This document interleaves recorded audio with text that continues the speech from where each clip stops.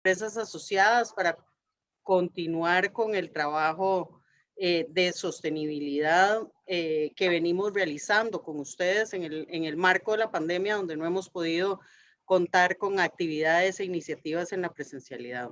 Hoy nos reúne este tema de la nueva ley de contratación pública y es importante recordar que casi que en la mayoría de los países, y en Costa Rica no es la excepción, el Estado es el comprador más importante, el comprador que genera la mayor cantidad de compras en el mercado es el Estado, ¿verdad? Y de ahí la importancia de contar con procesos de contratación pública que sean transparentes, que sean trazables, que agreguen valor a este procedimiento de manera ética, de manera responsable, incluso en muchos países con la incorporación de criterios de sostenibilidad en los procesos de contratación pública también. Ese no es el foco del día de hoy, el tema de sostenibilidad en los procesos de compras públicas.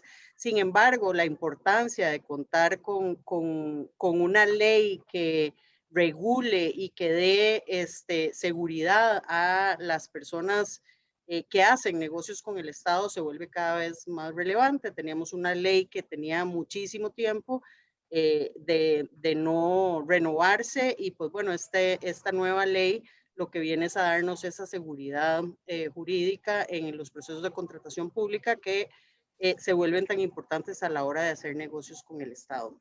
Agradecerle a BLP y en particular a Luis, a Eduardo y a Fiorella por estar hoy aquí con nosotros compartiendo y bueno, no les quito más tiempo y esperemos que sea muy provechosa la sesión. Muchas gracias a los tres. Muchísimas gracias, doña Olga. Y como les indicaba, el día de hoy contamos con la amable presencia de 3 personas que muy amablemente BLP nos ha contactado para que son personas expertas en este tema para hablar el día de hoy. Previamente a presentarles, quiero hacerles algunos recordatorios administrativos. Primero, les solicitamos por favor mantener su micrófono apagado. Igual estaremos apagando micrófonos en caso de ser necesario, igual que sus cámaras. Las preguntas pueden colocarse en el chat del Zoom, que ustedes pueden accesar en la parte inferior donde dice chat, ahí donde puede ser dirigida a todos para poder identificar las preguntas que hagan. Esta sesión está siendo grabada, entonces al mantenerse en ella, pues muestran su anuencia a participar en este evento que está siendo grabado. Posteriormente, a las personas participantes, mediante correo, se les va a compartir el link donde está la grabación del día de hoy, pero también la presentación que las personas exponentes están realizando. Muchísimas gracias nuevamente por participar. Y bueno, esta mañana vamos a tener a 3 personas. Vamos a tener primero a don Luis Ortiz. Don Luis Ortiz es socio de BLP en la oficina de San José y dirige las prácticas de Derecho Público, Contratación Administrativa y Regulación Económica a nivel regional. Es presidente de la Asociación Iberoamericana de Estudios de Regulación, ASIER. También nos acompaña don Eduardo Ramírez, que es consultor de las prácticas de banca y finanzas y derecho público, así como contratación administrativa y regulación económica de BLP. Y también nos acompaña Fiorella Chinchilla, que es asociada de BLP en la práctica de Derecho Público, Contratación Administrativa y Regulación Económica. Ellos 3 van a estar llevando esto. Les agradecemos infinitamente su tiempo para compartir con nosotros esto tan importante en esta mañana. Entonces, ahora sí, les cedo la palabra a los 3 para que comencemos con la exposición de fondo. Muchas gracias. Muchísimas gracias a ustedes, Erika, Olga, y a Ede, por supuesto, y a todos los que nos acompañan hoy aquí para tratar este tema que trae sus novedades, bastantes novedades. Lo hemos titulado como un cambio de paradigma. Consideramos que si bien la ley mantiene muchos de los principios, las normas que estaban de la ley del 95, sí que hay cambios importantes que todos debemos ir interiorizando. Si bien es cierto, la ley tiene una transitorio donde va a entrar en vigencia dentro de 1 año y 8 meses y falta un reglamento, Lo cierto es que los cambios son suficientemente radicales como para que este tiempo sea apenas suficiente para que todos nos acostumbremos a las nuevas realidades. Ya decía Olga que si bien no se trata aquí de hablar sobre sostenibilidad, bueno, lo cierto es que la ley de contratación pública, por ejemplo, trae regulado ya un principio de sostenibilidad, con lo cual se ve una evolución en la regulación de la contratación pública.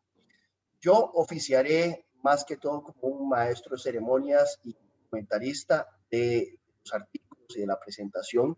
Eduardo Ramírez y Fiorella Chinchilla serán los que llevarán adelante la batuta de la presentación.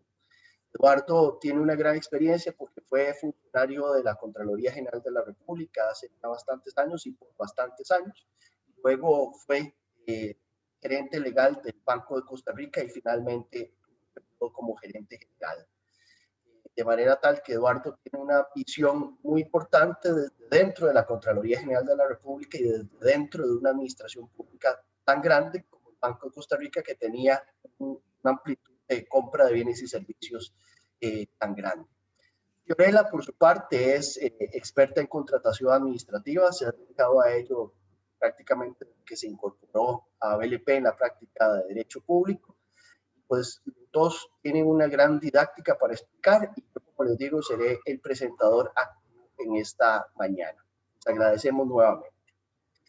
Para iniciar, Eduardo, quisiera que nos contaras a grandes rasgos, de manera sintética, para comenzar la discusión el día de hoy, qué es lo que cambia, cuáles son los grandes cambios, qué es ese cambio de paradigma que nosotros hablamos en este seminario.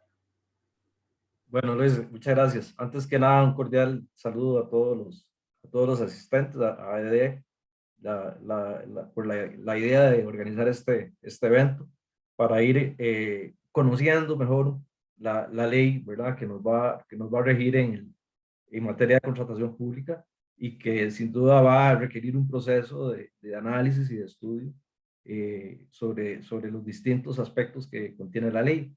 Bueno, aquí tenemos lo que está presentando esta diapositiva, es un poco, ya les voy a comentar rápidamente, para ilustrar algunos de estos cambios. Conforme avancemos en el taller, pues iremos comentando estos con mayor detalle y algunos otros que vamos a incorporar, porque básicamente casi que en todos los aspectos podemos identificar algunos temas de interés para comentar. Sin duda alguna, pues uno de los aspectos que más, digamos, llama la atención es que se dota, digamos, a la contratación pública de una estructura administrativa, digamos, para gestionarla. Y esto es una de las novedades más importantes, por cuanto la intención es, digamos, hacer que funcione de una manera eficiente y efectiva lo que es la digitalización de toda la contratación pública. Es decir, que todo el mundo cada vez más digitalice sus procesos, pero además sobre una serie de lineamientos y directrices que van a orientar esa actividad.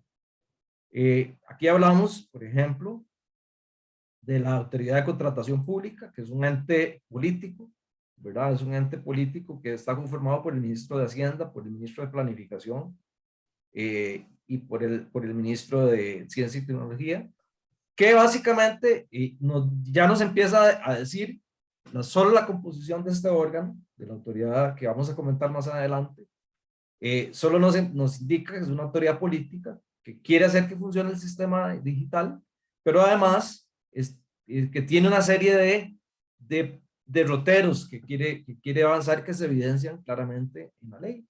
Y básicamente es mejorar todos los procesos de planificación previa a la contratación, mejorar los procesos de presupuestación, de fiscalización y de poder hacer más eficiente la gestión de las compras, ¿verdad? Como más adelante vamos a ver, relacionadas con concentraciones que se pueden realizar en distintos ámbitos y buscar de esa manera economías de escala. Entonces, este es uno de los avances más importantes. También tenemos un órgano técnico, que sería la Dirección de Contratación Pública, que estaría realizando un plan que se sometería a conocimiento del órgano, y este sí es un órgano más técnico, y básicamente también en la medida de lo posible lo que va a buscar es una mejor planificación de todos los procesos de contratación pública en Costa Rica y de la gestión digital, de que funcione como debe ser. Ya esto lo volveremos a comentar en el curso del taller. También es relevante, grosso modo, digamos, en términos generales, el cambio que se da en cuanto a la participación de la Contraloría respecto de autorizaciones previas que de acuerdo con la legislación actual tiene, ¿verdad? Básicamente se eliminan, ¿verdad? Se eliminan y esta eliminación produce dos consecuencias, digamos, evidentes. Una es que, digamos, se está empoderando más a la administración en el sentido de que ya para justificar eventuales excepciones que deba aprobar o cualquier decisión que deba adoptar en la aplicación de los procedimientos de contratación administrativa, estaría asumiendo la responsabilidad. Y eso implica un mayor empoderamiento para la administración. Ya no tiene que ir a la Contraloría a pedir permisos, solo queda un caso que está relacionado con la caja, pero en el resto de los temas se eliminan las autorizaciones previas de la Contraloría. Básicamente, también bajo la filosofía de que la Contraloría quiere, digamos, se quiere evitar un conflicto de interés. Es decir, se quiere fortalecer el control posterior, ¿verdad? Lo cual implica que si la Contraloría ha participado previamente, podría implicar una especie de conflicto de interés o de debilitamiento de ese eventual control posterior. Entonces vamos a tener mayor empoderamiento de la administración, pero también mayor empoderamiento de la Contraloría a la hora de exigir responsabilidades. Vamos a ver cambios importantes básicamente todo en el tema de prohibiciones, que antes no. Tal vez esto me gustaría comentarlo más adelante, con más en detalle. Ya no se va a hacer, ya no existe tampoco la autorización en materia de prohibiciones para levantar la prohibición en la Contraloría. Tenemos en materia de procedimientos una diversificación importante, ¿verdad? No es solo el cambio de nomenclatura, sino que hay una diversificación importante y unos alcances muy, muy claros en relación con una serie de los procedimientos de contratación, los procedimientos ordinarios y los demás procedimientos que vamos a comentar en el curso de este taller, que son cambios importantes también en la ley. Ni qué decir del régimen recursivo, ¿verdad? Que se establece un capítulo ahí de multas, ¿verdad? Que también vamos a comentar y tal, donde tiene sus consecuencias desde diferentes ópticas, dependiendo del análisis de donde se mire, si lo hacemos del lado de la administración o desde la perspectiva del oferente. Y también esto lo comentaremos más adelante. No sé si hay alguna diapositiva más para... Y bueno, ya también vamos a comentar todo lo que tiene que ver con los principios, nuevos principios que se incorporan, no solo de aspectos deontológicos que pueden regir en materia de contratación administrativa y los valores éticos, sino además se le quiere dar a la ley de contratación pública un impulso, políticas públicas, el impulso de políticas públicas para generar un impacto social, ambiental, ¿verdad? Que incluso tiene también arraigo en los mismos principios que se establecen en la ley y que también vamos a comentar. Y después, obviamente, tenemos, como decía, nuevos procedimientos, nuevos contratos tipo, y el régimen sancionatorio tiene unos ajustes también en la ejecución de los contratos. Así es que yo creo que tenemos una mañana donde podemos comentar y hacer consultas de muy diferentes ámbitos, desde de etapas previas y incluso el régimen aplicable para las exclusiones de los procedimientos de contratación administrativa, para los casos de exclusión de la ley y de los procedimientos, hasta lo que es el régimen sancionatorio que se reorganiza, se reestructura en relación con lo que tenemos hoy en día. Entonces, digamos que, Luis, como un esbozo preliminar, digamos, podemos decir que cambios casi que en todo lado, ¿verdad? Y aquí puntualizamos algunos de los aspectos que nos interesan.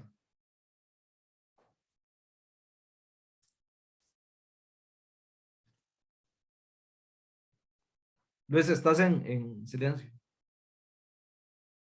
Perdón, gracias Eduardo. Les decía que a mí me tocó estudiar la licenciatura en un momento del cambio anterior, 94-95, donde estábamos pasando de un régimen que se regía por la ley de presupuestos públicos de administración financiera y había un reglamento y se aprobó en ese momento la ley de contratación administrativa. Uno de los temas que a mí siempre como abogado me han complicado, que me gustaría entender para mí y para todos los que nos ven y nos escuchan, si cambian algo, si se ordena, si se hace más sencillo, es los tipos de procedimientos. ¿Cuándo son procedimientos en los que se debe seguir la ley de contratación administrativa? ¿Cuáles procedimientos están excluidos? ¿Siguen existiendo la licitación abreviada, la licitación pública, la contratación directa, antes existía la restringida y otros nombres que para mí siempre han complicado muchísimo la logística para las empresas que ofertan para el Estado y para nosotros mismos los abogados, que nos genera una gran incertidumbre. Créanme que cada vez que nos enfrentamos con una pregunta de si aplica la ley de contratación administrativa o si hay una exclusión, hay miles de zonas grises. Eduardo, quisiera que nos comentaras sobre eso, si cambia, si se ordena, si se hace más certero la regulación o no.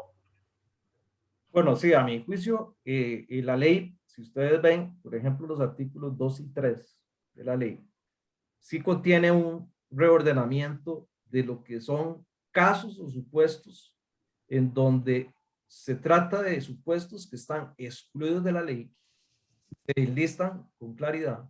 Y luego en el artículo 3 tenemos los casos o supuestos excluidos de los procedimientos ordinarios. Eso hay que entenderlo muy bien porque, digamos, la ley actual lo tiene, pero lo tiene un poco más desordenado, por decirlo de alguna manera.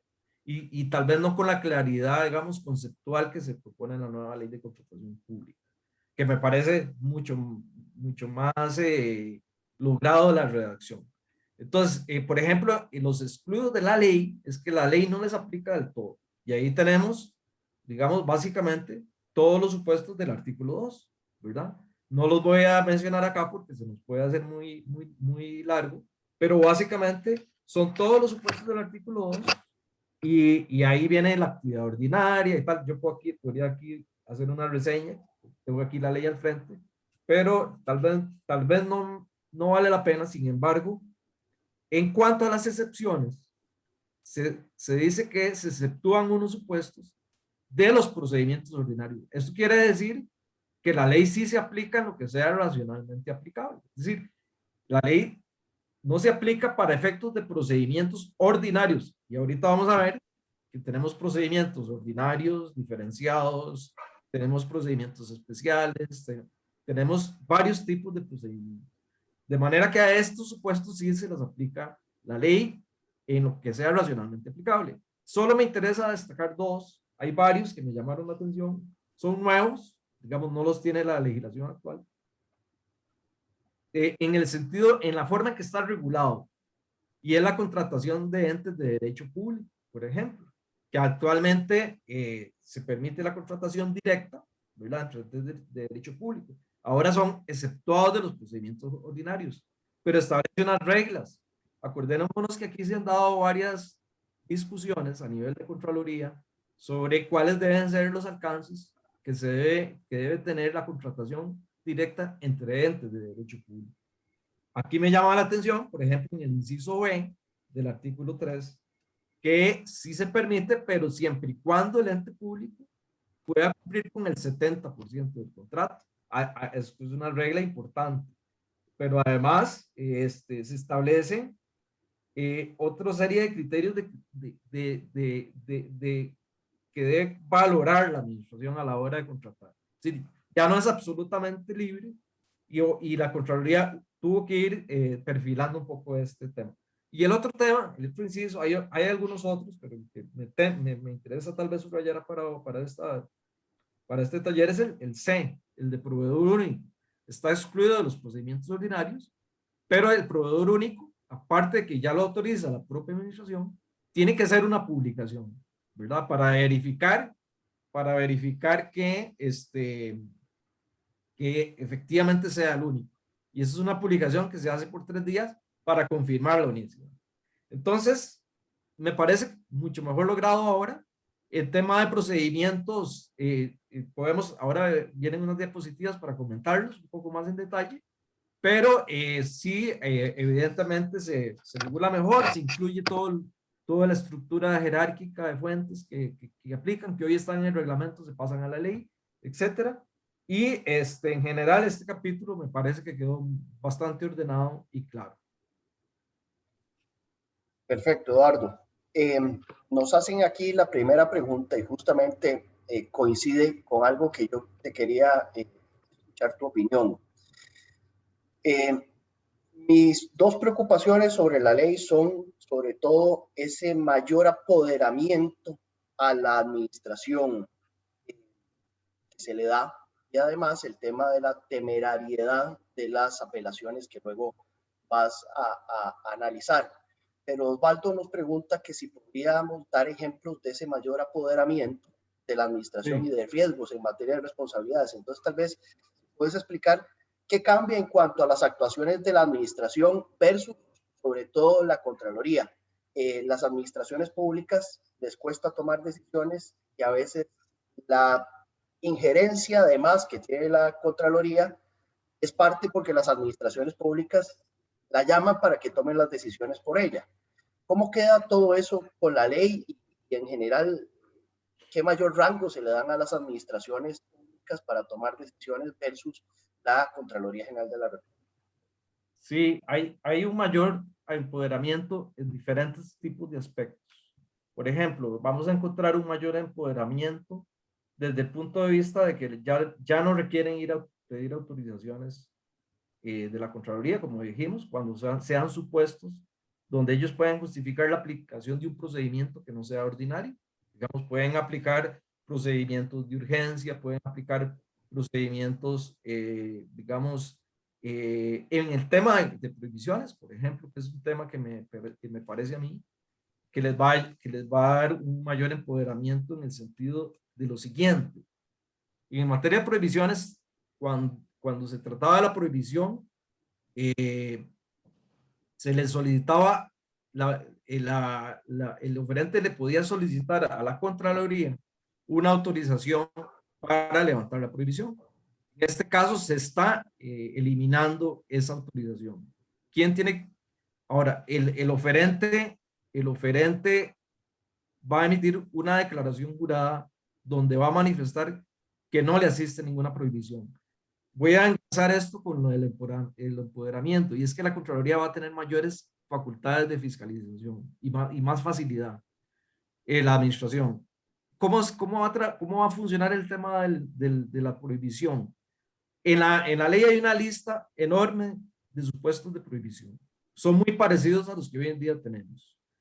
Solo que ya no se levanta la prohibición ante la Contraloría, sino que se declara, en la declaración jurada se manifiesta que no tiene prohibición. ¿Y qué pasa si manifiesta que no tiene prohibición y si la tiene?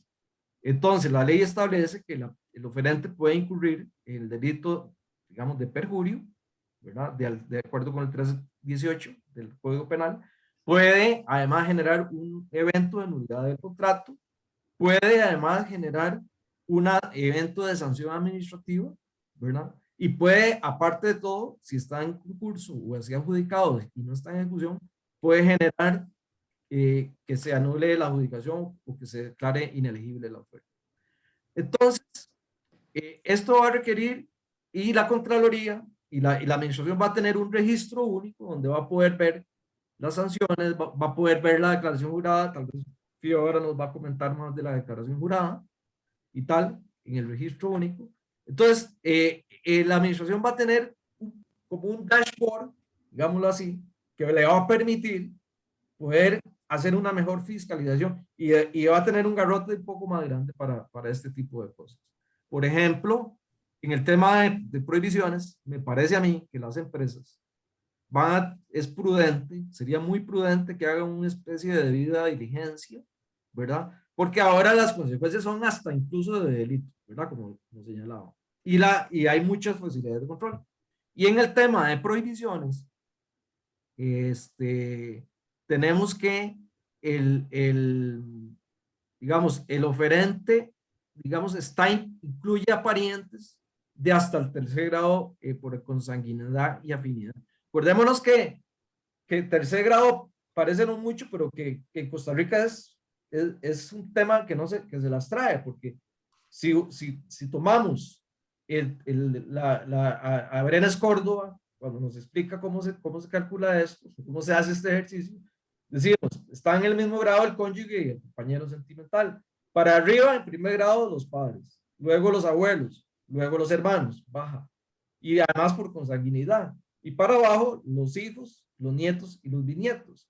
De manera que es casi imposible no tener una prohibición en Costa Rica, ¿verdad? De manera que, y ahora la sanción no es solo de nulidad del contrato, sino que ahora es posibles delitos penales y además sanciones administrativas.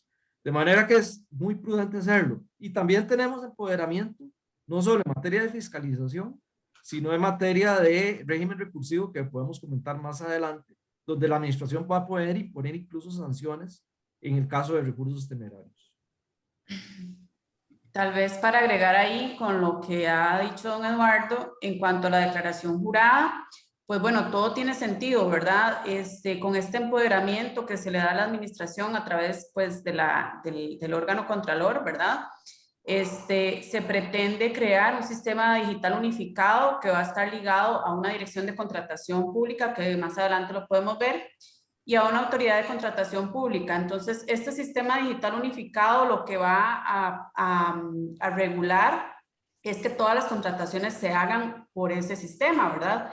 Y entonces se va a crear un registro de proveedores en donde todos los oferentes o todas las personas interesadas en participar, ya sea como oferentes o como subcontratistas, van a tener que registrar una declaración jurada que contemple el tema de prohibiciones, ¿verdad? Que lo acaba de mencionar don Eduardo, pero además que en esta ley está en el artículo 28, pero además la van a tener que mantener actualizada. Por ejemplo, una de las novedades es que en el caso de las personas jurídicas, van a tener que declarar ahí en esa declaración jurada la participación accionaria de la sociedad, ¿verdad? Entonces, esto tiene que ver mucho también con el registro de transparencia y es digamos, el fin de fiscalización que está buscando el legislador, ¿verdad? Para garantizar la transparencia y la seguridad jurídica en las contrataciones. También es muy importante tomar en cuenta que esta declaración jurada tiene que estar actualizada. Entonces, ¿qué pasa? Ahora los oferentes la aportan como un documento, un anexo, un requisito, pero ya con esta nueva ley va a quedar en el registro proveedores. ¿Y qué pasa? Se van a ver los antecedentes de la sociedad como oferente o del oferente como tal, del subcontratista, y se van a reflejar las sanciones en caso de que en algún momento haya sido sancionado, porque actualmente lo que el oferente hace es que dice, declara bajo fe de juramento que no ha sido sancionado, pero en este registro de proveedores va a quedar ahí y va a estar a consulta del público, a consulta de la administración, y cada vez que el oferente va a ofertar, entonces tiene que indicar en la oferta que esa declaración jurada está vigente, que tiene los datos actualizados y que está conforme a la nueva ley, ¿verdad? Gracias, Fiorella. Detengámonos un poco más en el tema de apoderamiento, porque ha generado reacciones, Eduardo. Sí. Como abogado, yo me enfrento siempre a un tema recurrente, y es que la administración quiere lavarse las manos. Seguro que todos los que ofertan con la administración, cuando tienen problema, es difícil que tomen una decisión.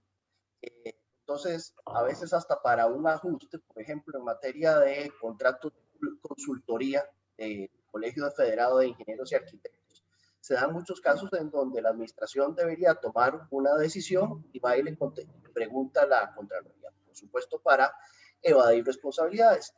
Y es ya machotera la resolución que Contraloría les devuelve diciendo, mire, eso es responsabilidad.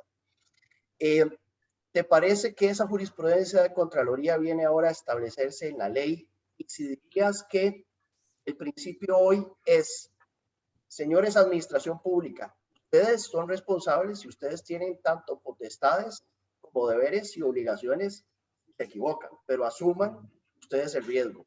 Yo, Contraloría, ahora sí que voy a ser el cazador con el rifle listo para disparar, pero solamente en caso que tenga que disparar. Es decir, solo voy a fiscalizar.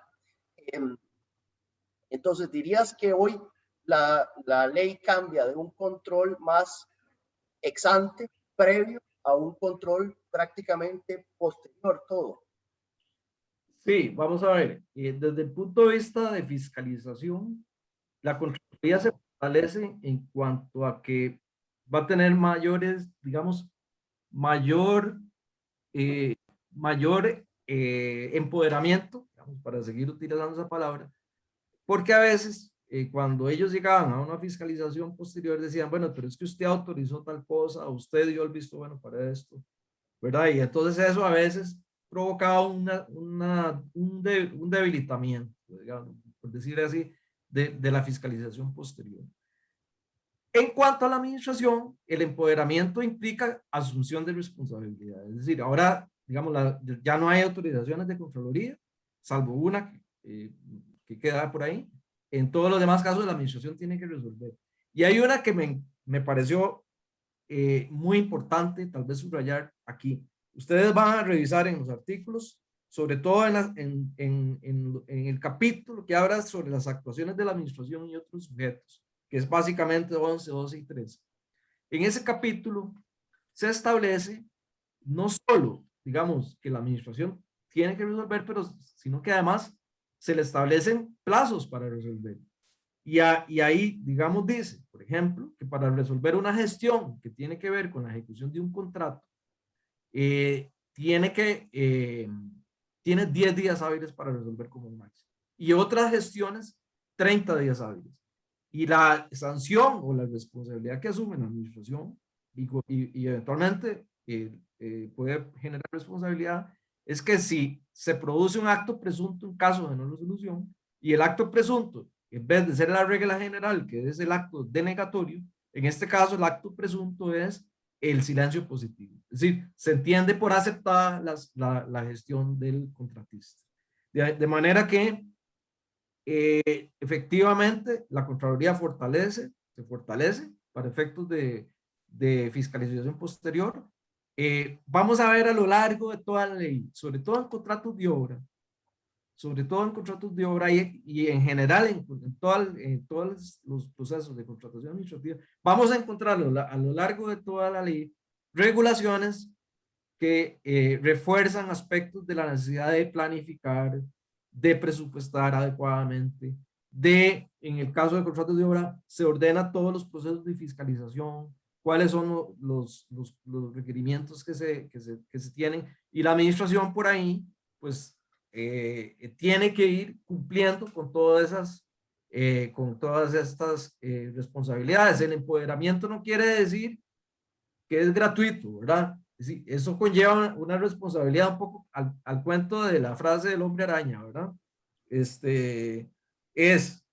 Yo le voy a dar a usted más autonomía en ciertas cosas, pero también le voy a dar ciertas responsabilidades o ciertas obligaciones, y además, si no las cumple, va a tener ciertas posibles responsabilidades.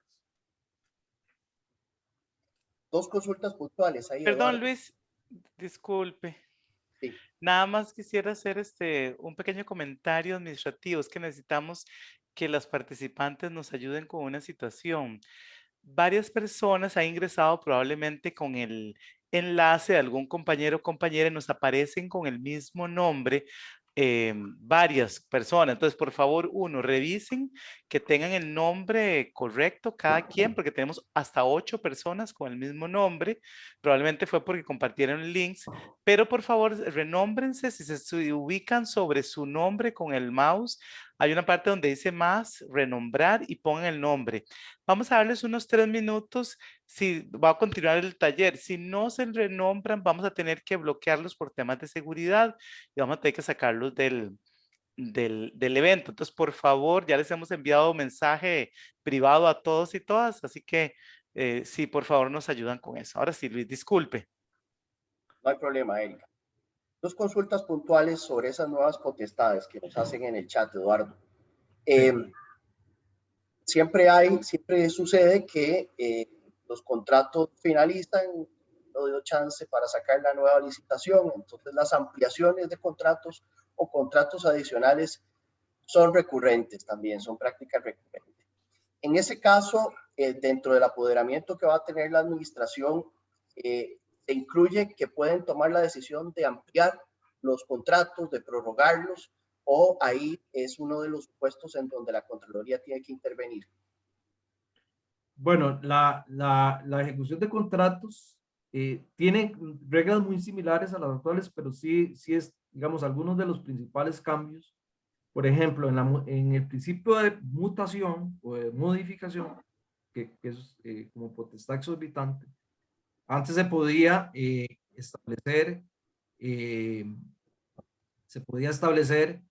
que hasta el 50%, y que de ahí para arriba, con autorización de la Contraloría, se podría contratar o ampliar el objeto del contrato. Ya no se puede, digamos, se le pone techo. O sea, la Contraloría ya no es competente y la administración tampoco podría autorizarlo.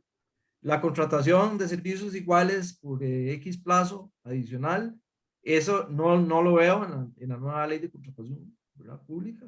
De manera que ese es un cambio, digamos, importante. Antes, sobre las mismas bases, se podía hacer un contrato igual por determinado plazo. Porque lo que busca esta ley también, entre las cosas que se pueden observar, es que tratan de reducir al máximo posible las posibilidades de lo que llamábamos nosotros, lo que llamamos la contratación directa.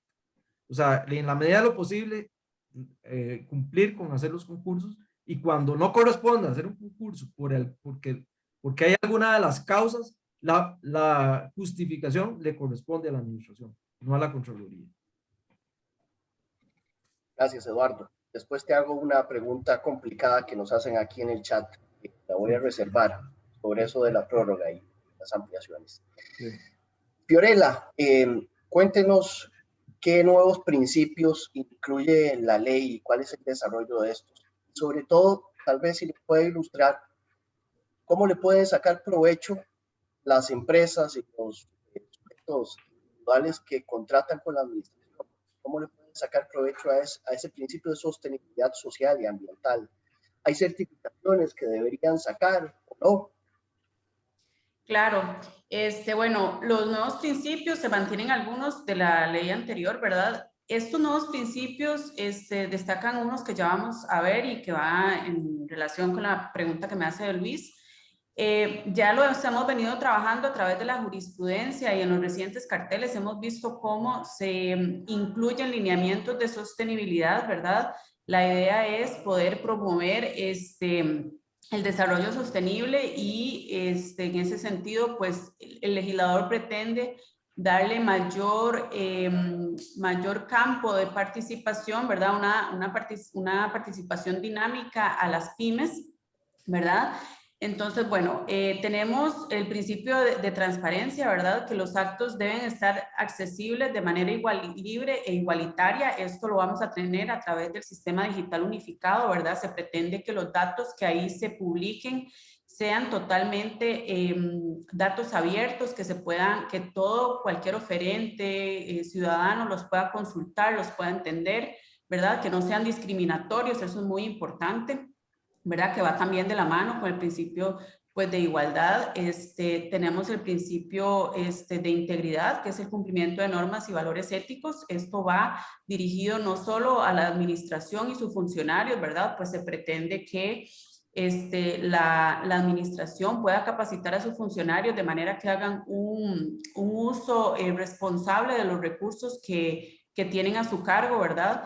Y además que los oferentes también actúen bajo un principio de ética, ¿verdad? Y un principio de probidad, tanto para los funcionarios públicos como para los oferentes que actúen bajo principios éticos.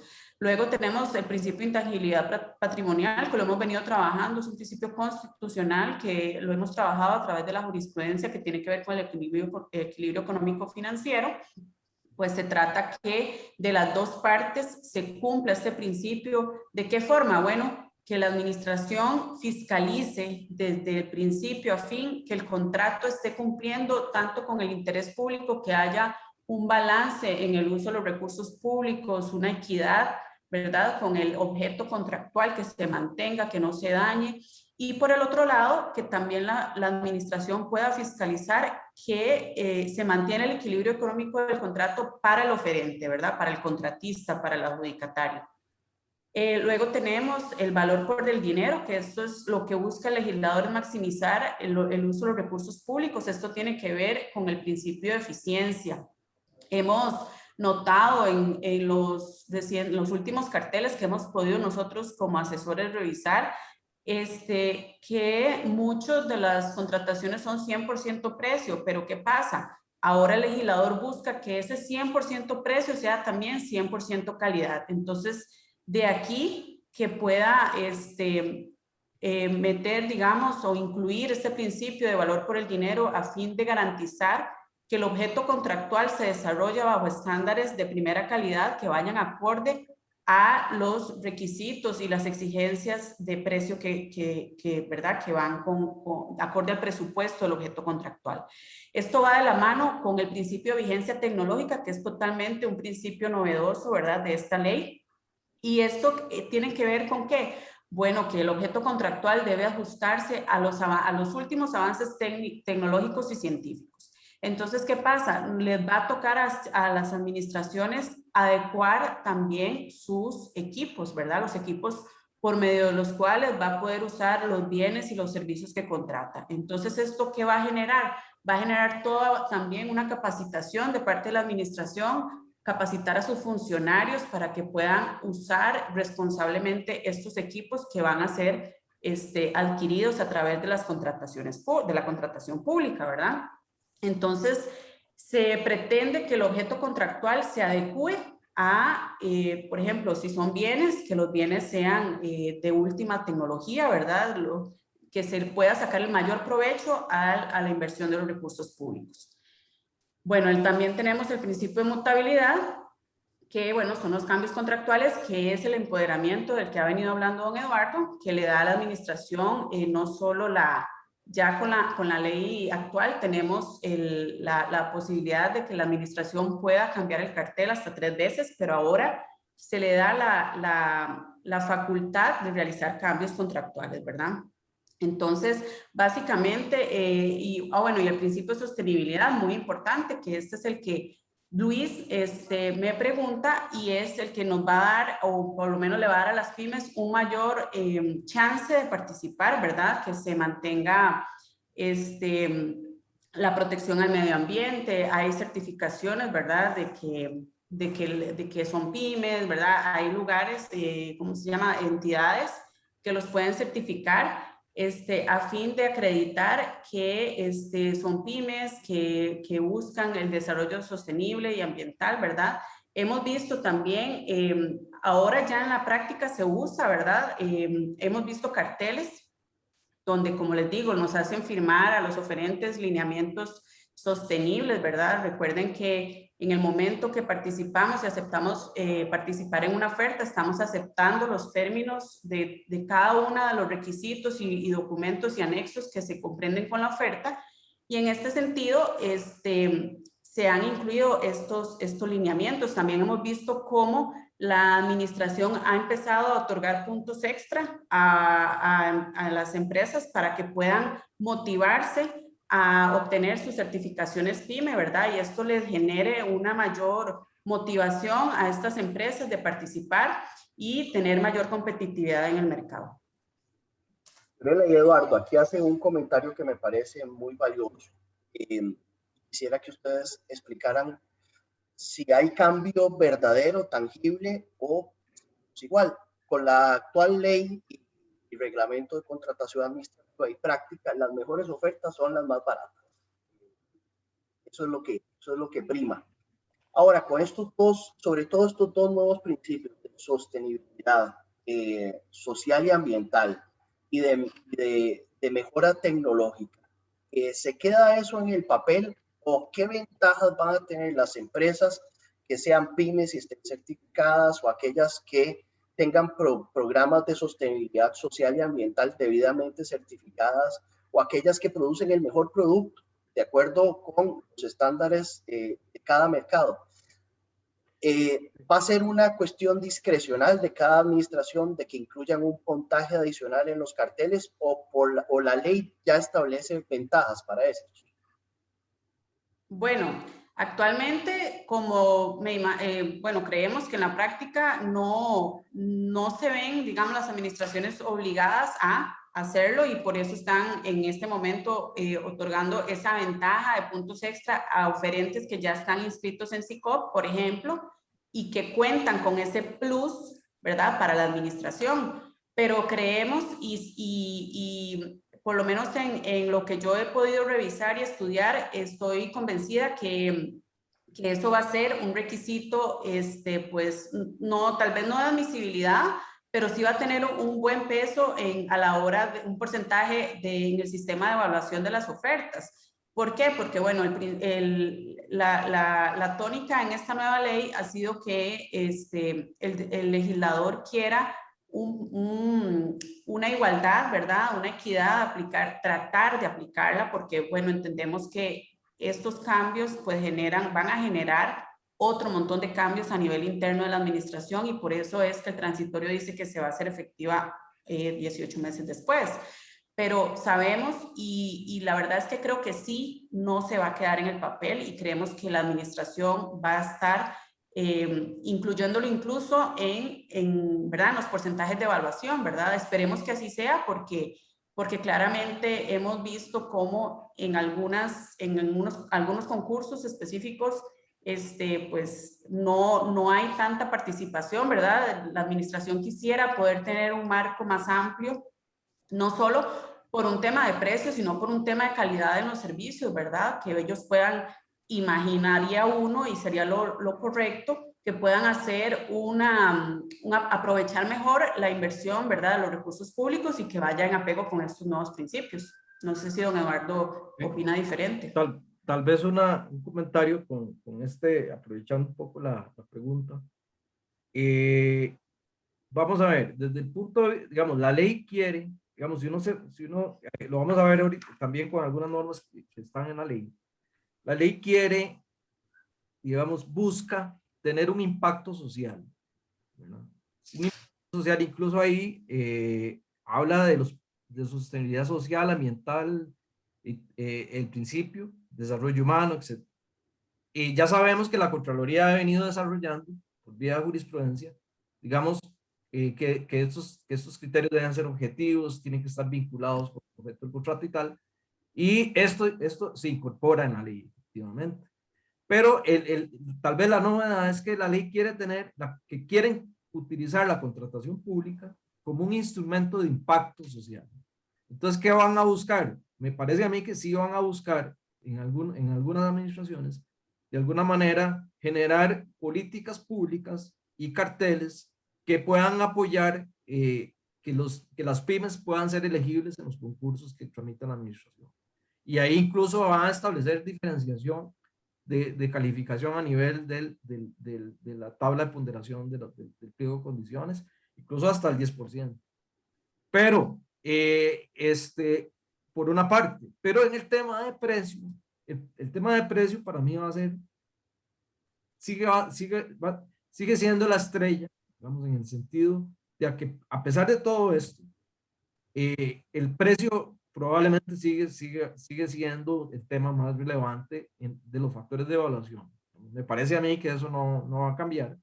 Incluso se mejoran, si ustedes ahora, no sé si en las diapositivas que vienen, pero se crea un catálogo de precios que va a ser de consulta pública, de acceso público y de uso obligado por parte de toda la administración pública para efectos de presupuestar, de generar análisis de razonabilidad de precio y de que los mismos oferentes puedan enterarse de cuál puede ser la situación de mercado en cuanto a los bienes, servicios que van a ofrecer. Entonces, me parece a mí que va a haber una, digamos, efectivamente los carteles van a y buscar este impacto social por una parte, pero a la vez el tema de precio va a seguir, me parece que va a seguir siendo la estrella del equipo, pero tal vez de alguna manera dándole ahora un poco de mayor importancia a otros aspectos que el Estado quiere desarrollar, que es a las pymes. Y es evidente que la ley busca desarrollar a las pymes, crea principios y crea normas en la ley para efectos de buscar ese objetivo. Gracias. Tenemos varias preguntas que ya se van acercando a temas de el cartel y demás, pero para dejar esta primera parte cerrada, Fiorella, tal vez explicarnos un poco el gran cambio tecnológico que viene con la ley. Ya sabemos que varias administraciones públicas se han querido salir del canasto y no se han adherido, incorporado a SICOP. ¿Eso cambia? ¿Qué es eso del sistema digital unificado? ¿Qué es eso de la dirección de contratación pública? Y eso que mencionaba Eduardo, que suena tan bonito, del catálogo de precios. ¿Qué consiste esos grandes cambios? Claro, bueno, Luis, honestamente, esas oferentes que ustedes mencionan, sí, que se han querido salir del canasto y las administraciones también que no han querido acoplarse a lo que es SICOP, pues con esta nueva ley no lo van a poder hacer. O sea, la regla es, se crea el sistema digital unificado, ¿verdad? Y la regla es que todo concurso de contratación pública tiene que publicarse y promoverse mediante ese sistema.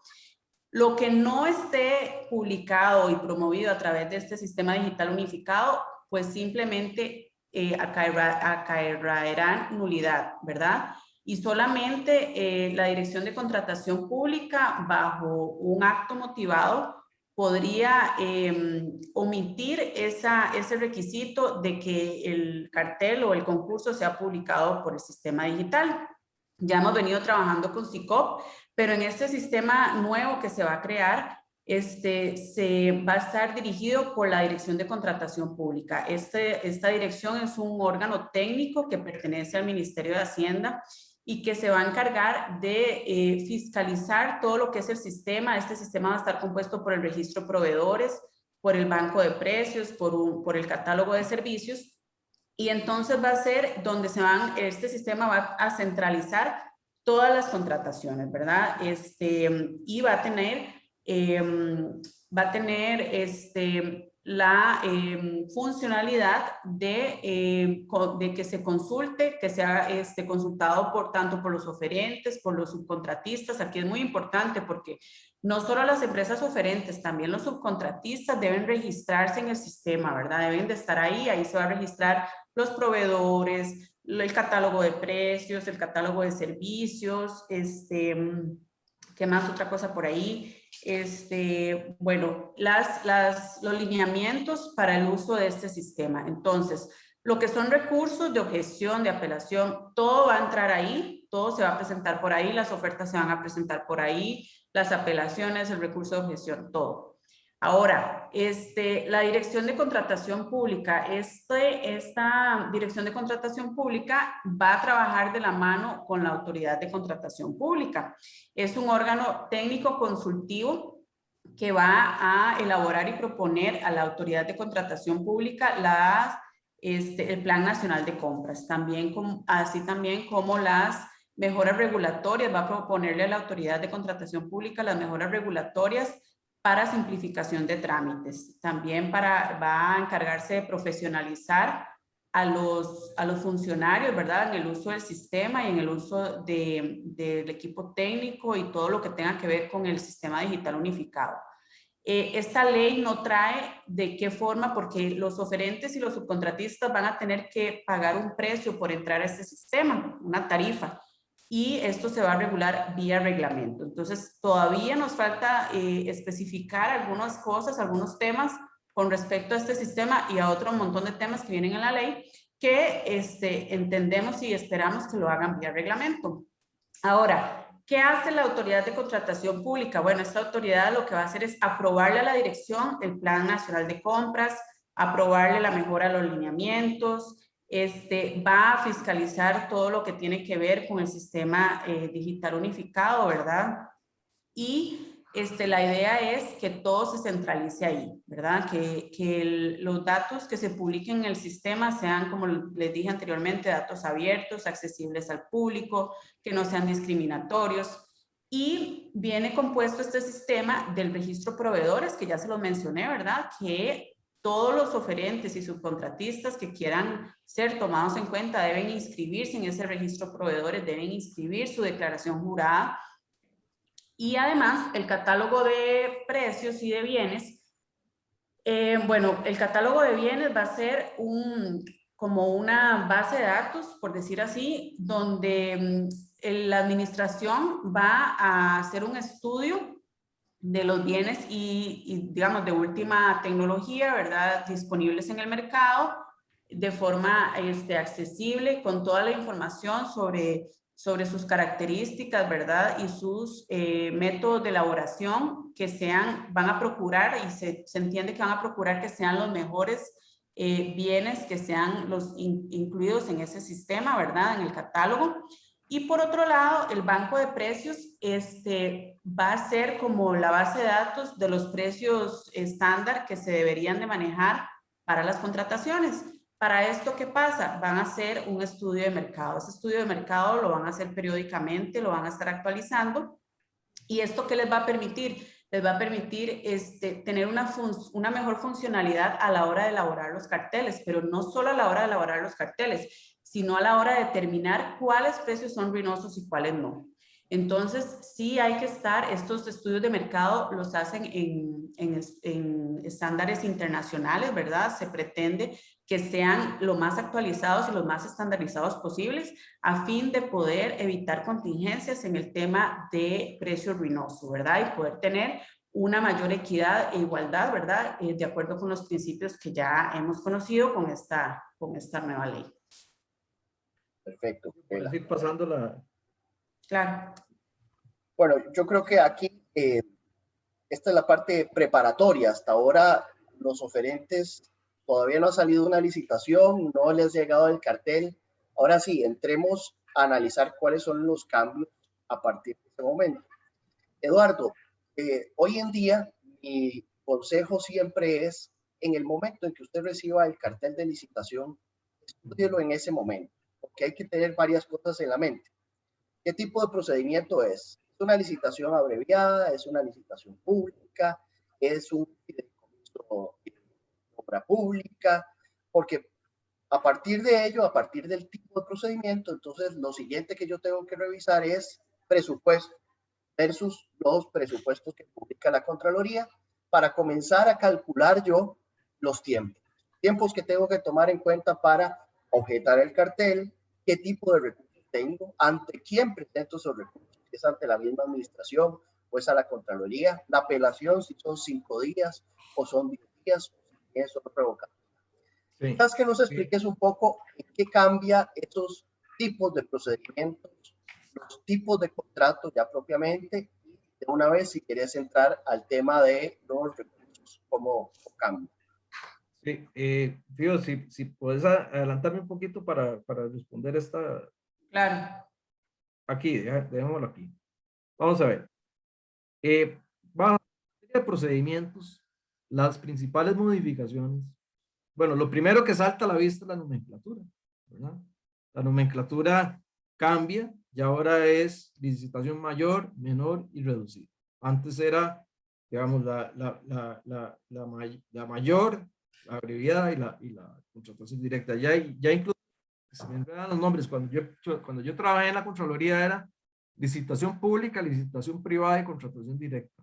Y después con el tiempo se me ha hecho un enredo terrible con los nombres, pero hoy en día yo entiendo que en realidad este es un tema que no es tan importante, incluso, digamos, es básicamente un cambio de nomenclatura que salta a la vista. El otro aspecto que es importante es que ya se varía el criterio, ¿verdad? El criterio para determinar cuál es el procedimiento aplicable, los recursos, etcétera, se varían, digamos, en esta nueva ley. En el caso ya se prescinde absolutamente del presupuesto que tienen las entidades para establecer cuál es el tipo de procedimiento aplicable.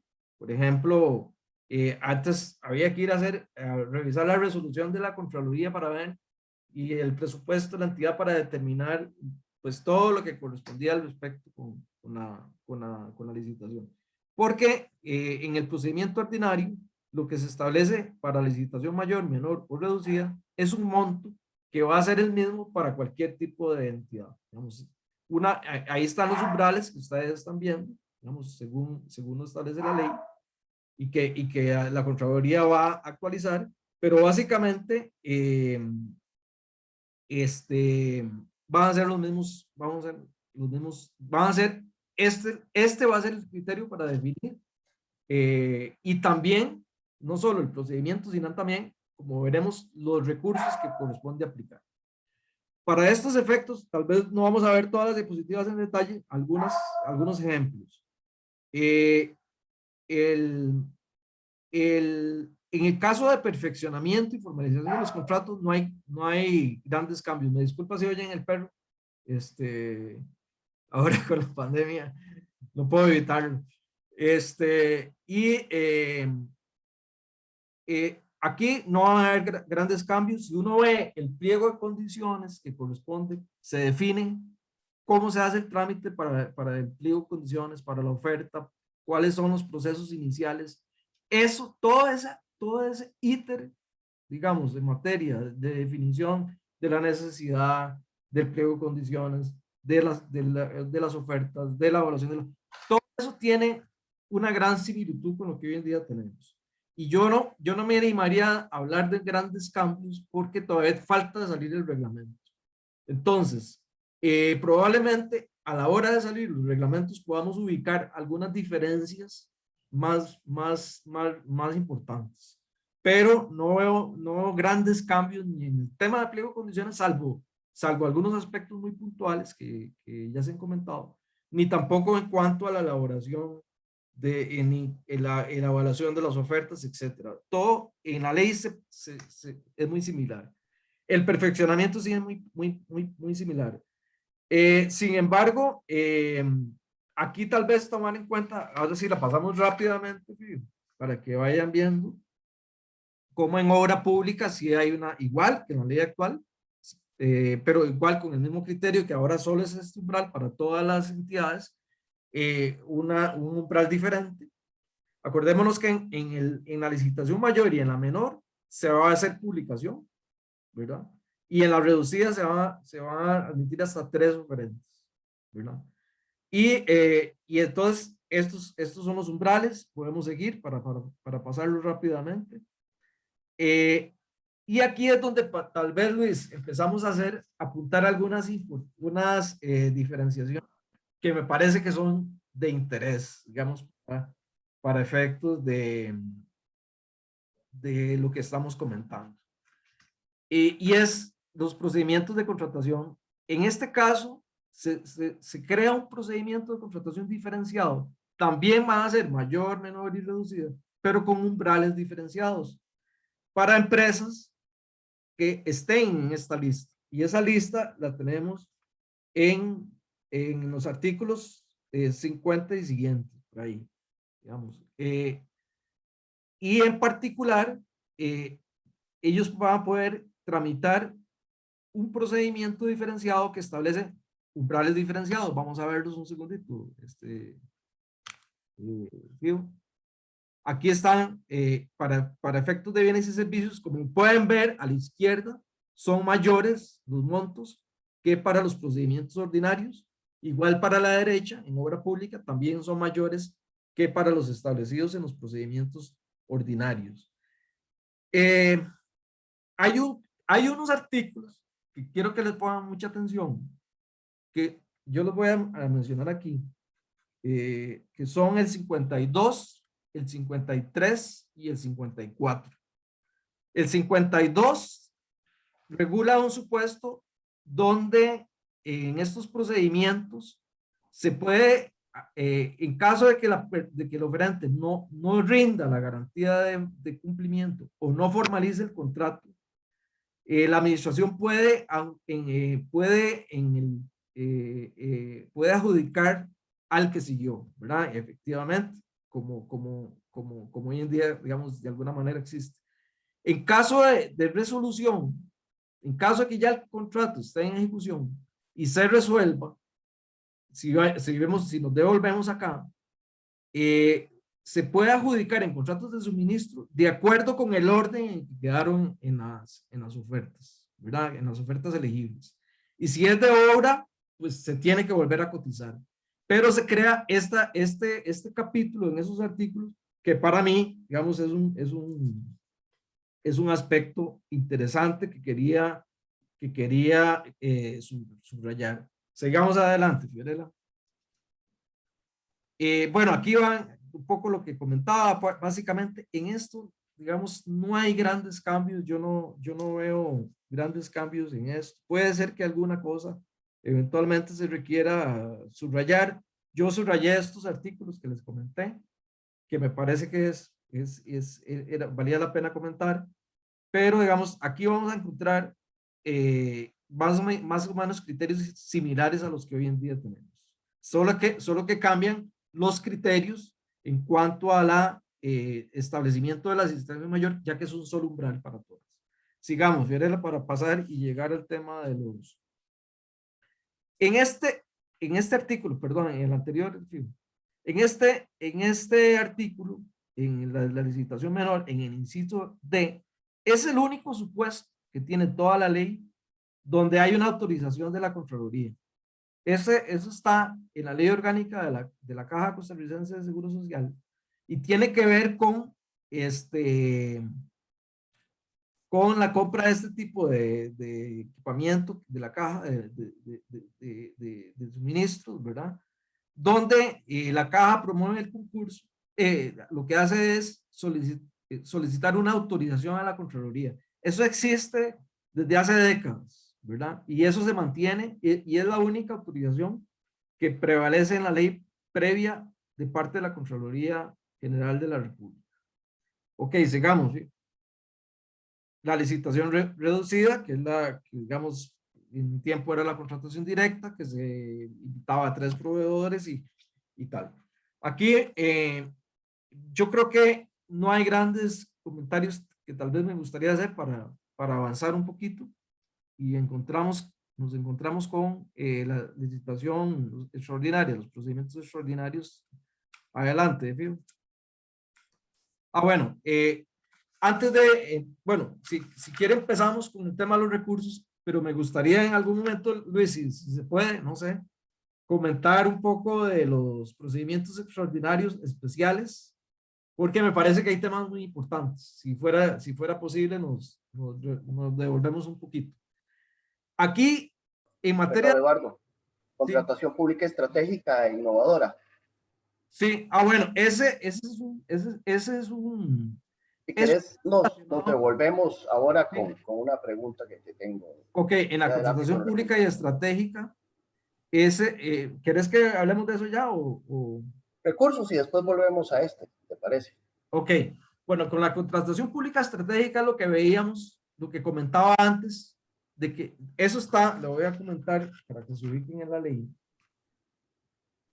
La pública estratégica está en el 21. Ok, está en los artículos, sí. Y Y ahí básicamente es lo que comentábamos hace un rato. La ley quiere que la contratación pública sea una herramienta que tenga un impacto social, y para estos efectos se quiere impulsar el desarrollo de las pymes, ¿verdad? Entonces, eso implica que tanto a nivel de carteles como a nivel de planificación de los carteles y tal, se va a tener en cuenta políticas públicas que se van a emitir para impulsar las pymes a través de la contratación pública, de manera que puedan ser elegibles, ¿verdad? Entonces, que tengan un impacto social. La contratación, la innovadora es un poquito diferente y también, digamos, de alguna manera estratégica. Y es la posibilidad de que un oferente pueda hacerle saber a la administración que tienen cierto tipo de productos o servicios que tienen unas características que lo distinguen, digamos, por su innovación, por su tecnología o sus características particulares, que la administración no conocía. Digamos, de alguna manera, la proactividad es del oferente. Usualmente debería tramitar, a pesar de eso, debería tramitarse un concurso. La administración lo valora y tal, y podría eventualmente requerir un concurso.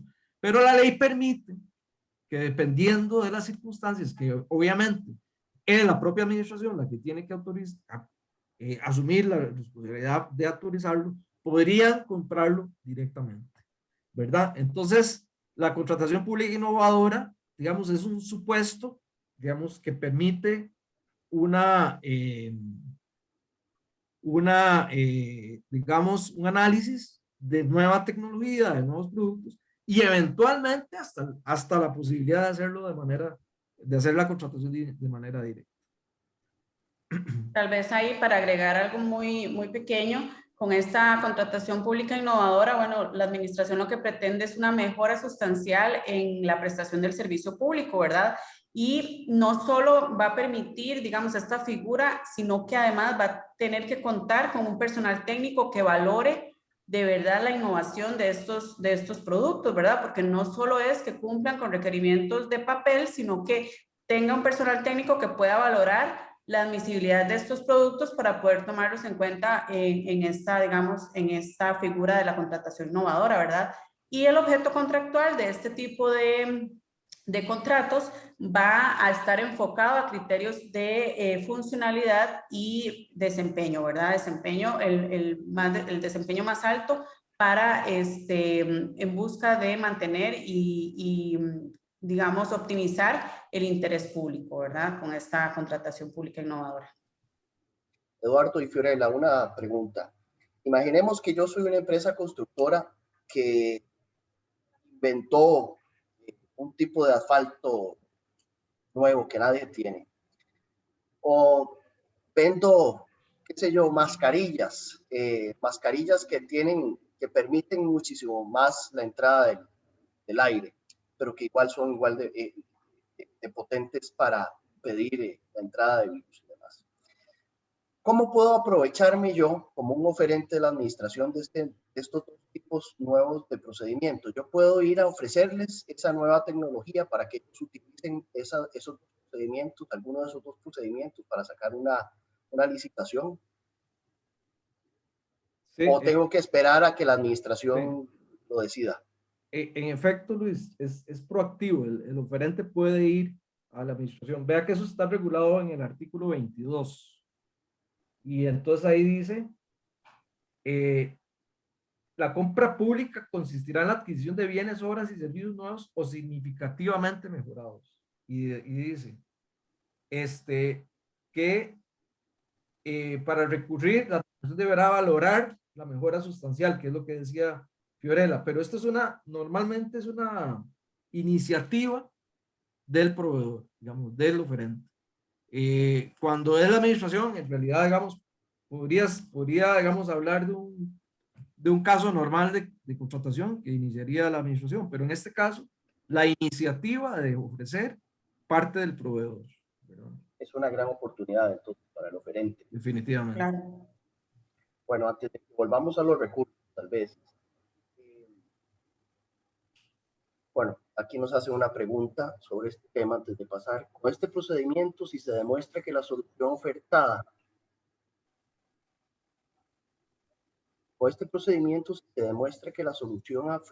que apalanca para el cumplimiento del plan estratégico dentro de la institución.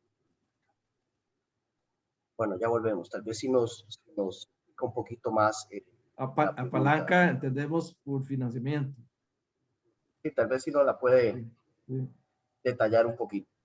Mientras tanto, antes de llegar a los recursos, Eduardo, quedaron algunos temas Sí. que la gente ha estado preguntando y comentando en el chat. Es, el oferente siempre tiene también, una vez que presentó su oferta y también como estrategia para presentar su oferta, a veces no alcanza el tiempo, a veces hay que traer el documento apostillado y no dio tiempo. Entonces, bueno, presentemos copia simple, mientras tanto, porque eso lo podemos subsanar luego. Una de las grandes dudas que se genera con esta ley es si el tema de subsanaciones queda igual. Es decir, si la administración igual recibe la oferta, pasa a la fase de la oferta, nos hace prevenciones, contestamos las prevenciones, si podemos hacerlas de oficio, si la administración puede hacerlas más de una vez, o incluso si de alguna forma la ley contempla algo que potencialmente la Contraloría General de la República ha admitido, es que si yo no logré subsanar durante el procedimiento de contratación y presento la subsanación con la apelación, todavía me lo pueden admitir. Cambien algo ese tema de subsanaciones y de vicios de la oferta, de esencialidad de los vicios, o eso queda igual que como está hoy con la ley de contratación administrativa. Bueno, básicamente eso está regulado, el tema de la subsanación en el artículo 50. Digamos, si tienen por ahí la ley, pueden ir ahí. En el caso de la subsanación, la ley es un poco escueta, mantiene algunos de los criterios que establece la legislación actual, en el sentido de que no puede implicar una ventaja indebida, digamos, el hecho de la subsanación. Establece que se hace una consolidación y se hace una única prevención, ¿verdad? Para efectos de la subsanación. Pero digamos, yo esperaría, es básicamente lo que dice. Entonces, yo esperaría que en el reglamento se detalle un poquito más el tema de la subsanación. Básicamente, en efecto, lo que dice la ley, el artículo 50, es que en ese plazo se deberán subsanar, lo cual revela que si no se subsanan, en principio podría ser una causa de inelegibilidad de la oferta. Yo pienso que este artículo posiblemente tenga algún desarrollo adicional en la ley para efectos y se va a mantener un sistema relativamente similar al que hoy en día rige en materia de subsanación. Bueno, tal vez, Eduardo, antes de pasar a los contratos tipo, tal vez lo dejamos para allá, fase, digamos, de ejecución. La gran pregunta que nos hacemos todos, ok, licitación mayor, ¿qué recurso cabe? ¿Cuál es el plazo para presentarlo y ante quién? ¿Tiene objeción? ¿La objeción es ante la propia administración o es ante la Contraloría?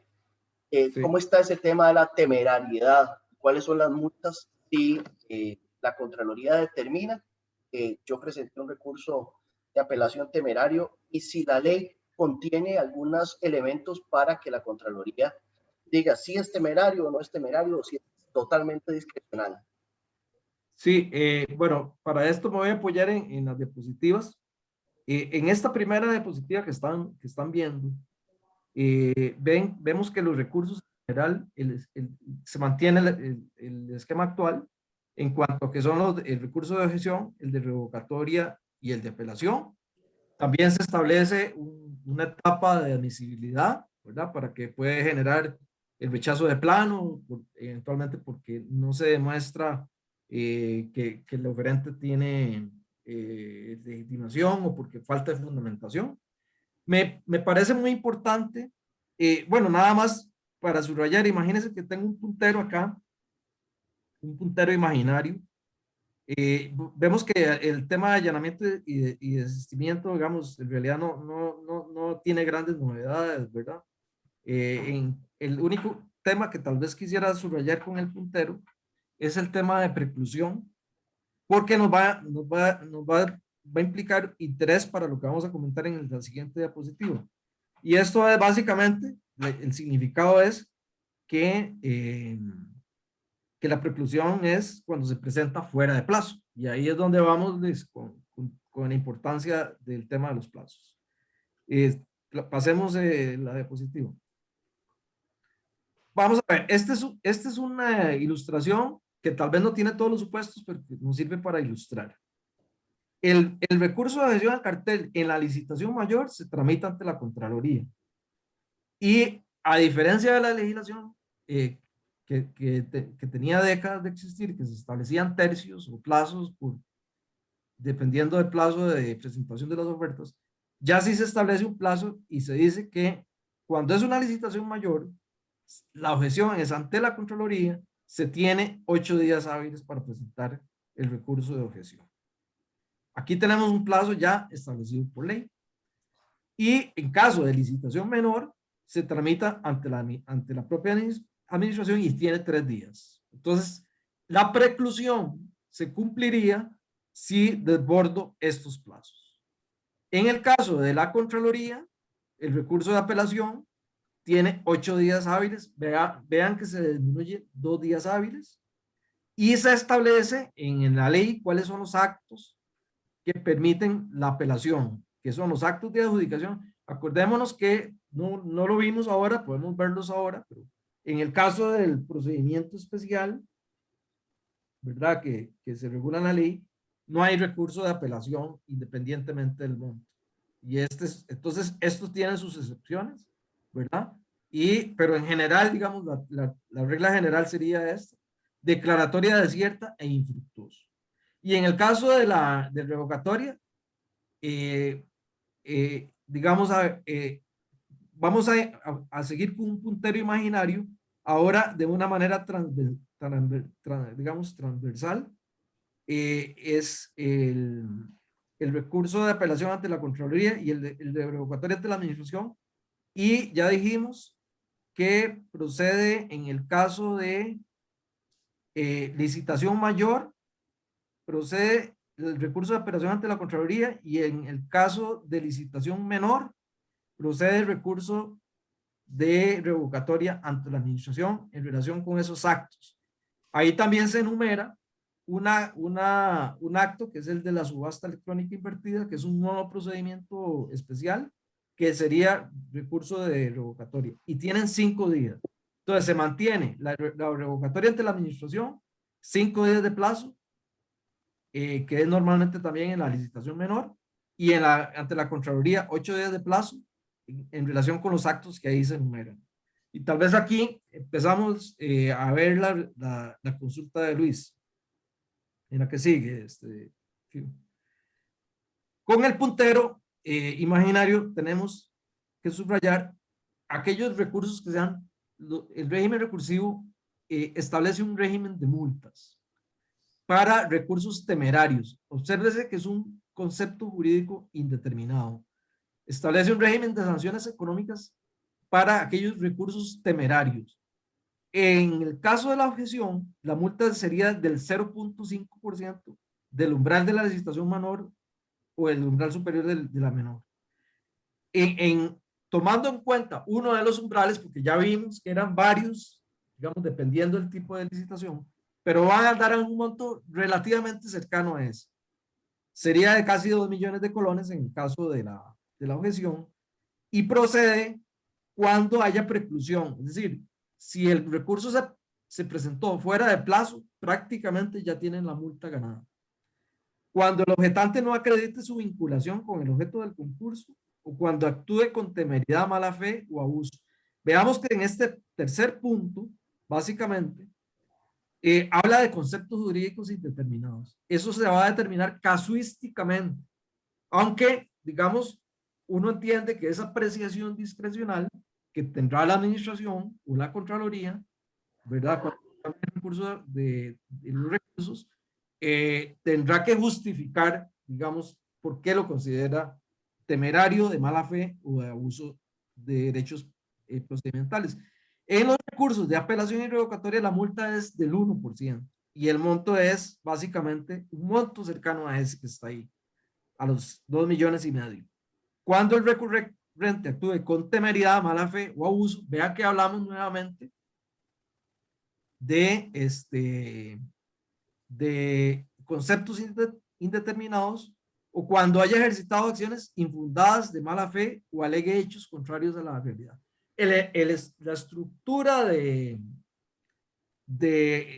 los criterios, habrá que ver si en el reglamento se determinan un poco más detallado, pero es básicamente conceptos jurídicos indeterminados.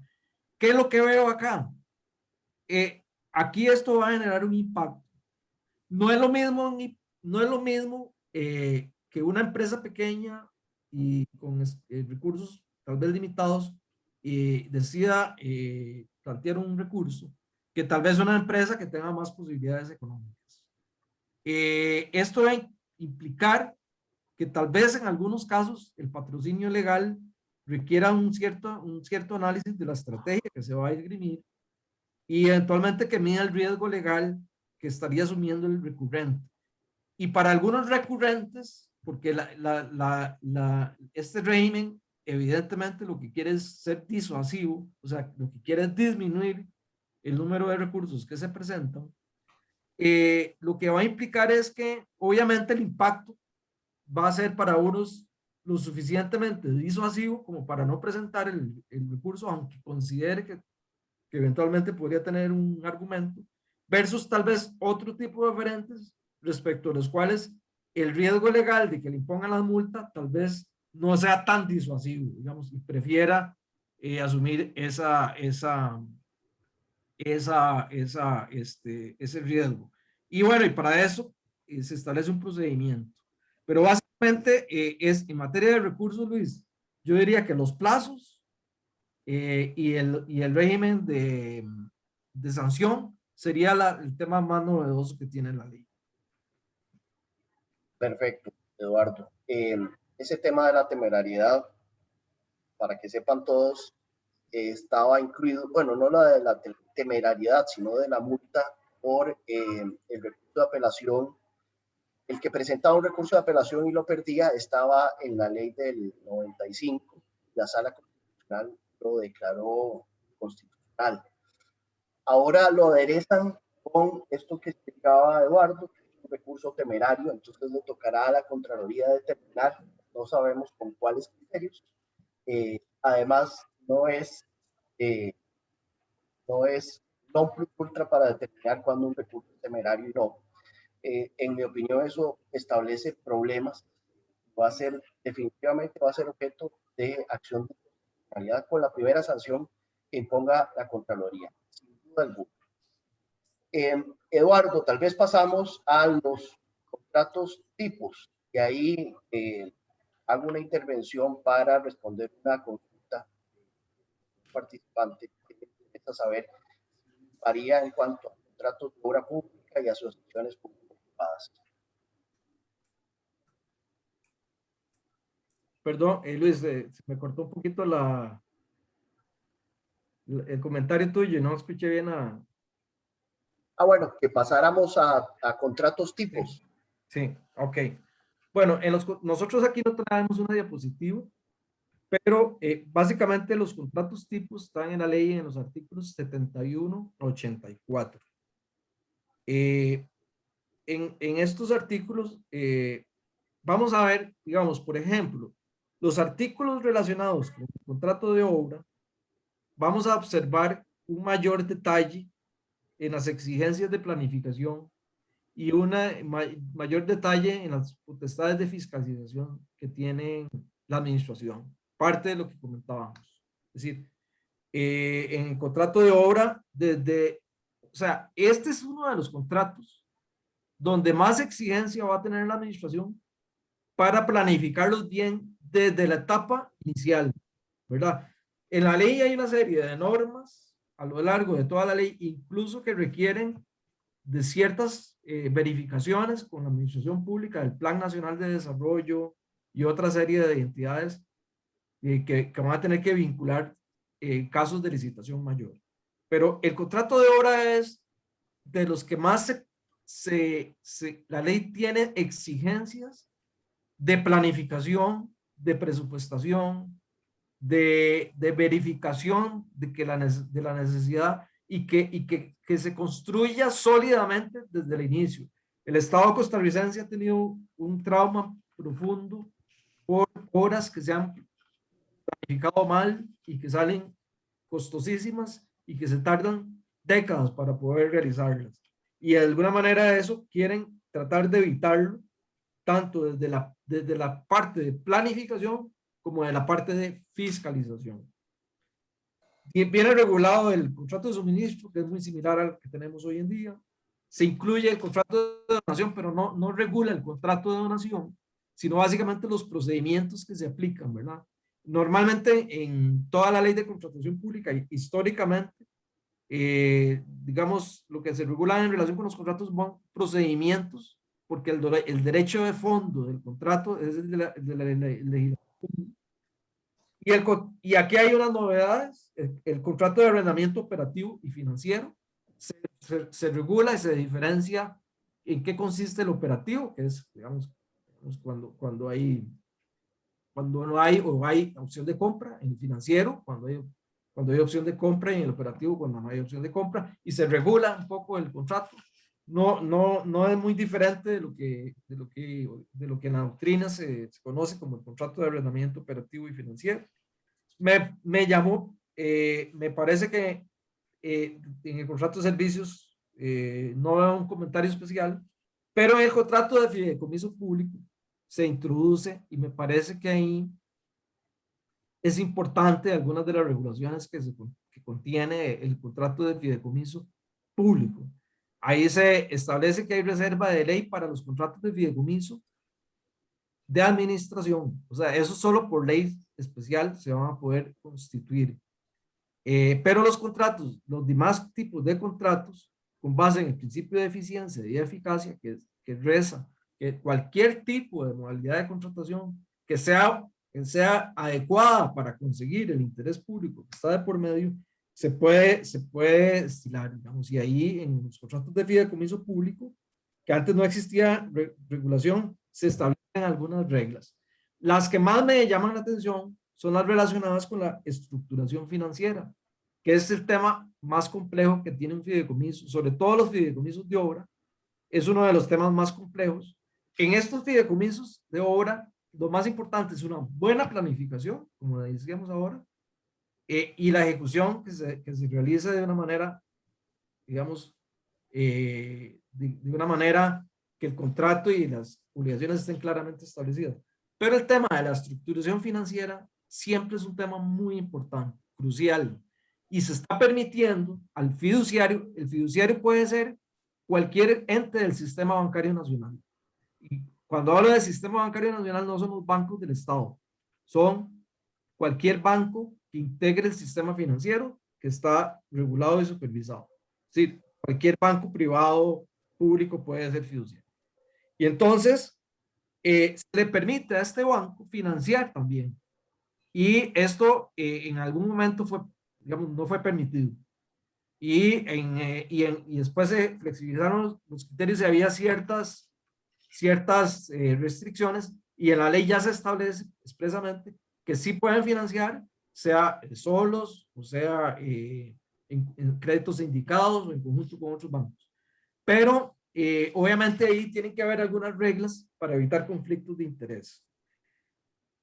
Luego, en los otros tipos de contrato no encontré tal vez mayores cosas, digamos, son básicamente similares a lo que ya tenemos hoy en día, pero tal vez en los contratos tipo, estas serían las observaciones que quería hacer, Luis.